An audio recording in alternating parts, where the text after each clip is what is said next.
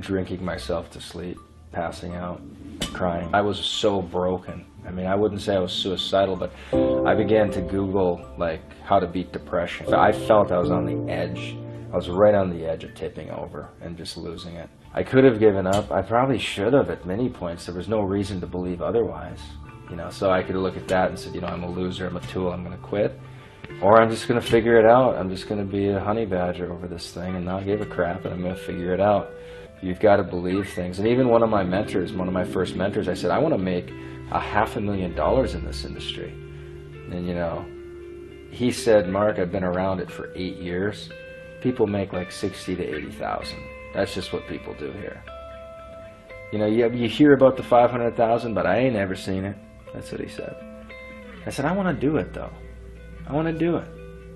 So you can, they talk about Steve Jobs doing reality distortion, and you have to distort reality. You do. You have to see what others can't see. You have to do things others can't see. You have to deal with the ridicule and the belittling and the blasphemies at you and mocking and the jokes.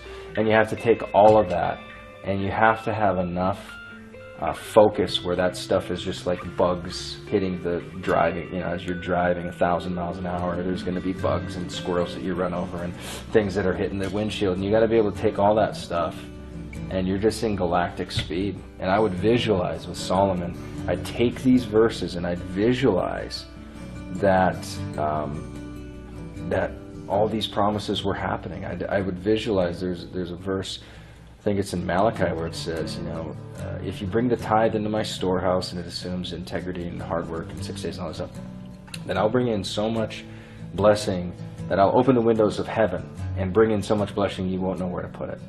And it's this idea, and literally I would visualize all this wealth coming into my account, and literally at the federal government had a limit. I think it was a $100,000 limit on how much you could put in a bank account, and we maxed that frickin' bank account out, and I literally had to go find another bank account to put money in. I mean, it was the manifestation. I saw these things happening, but I believed in them way before I had any real reason to. So faith is the evidence of things not seen. That's what living in faith is.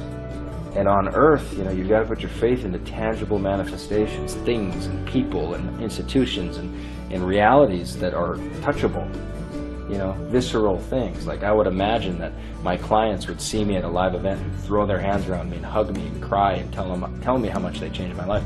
Now, every week, there are clients that have tearful stories of how my story and my impact and this and that has changed their lives. I mean, it's incredible.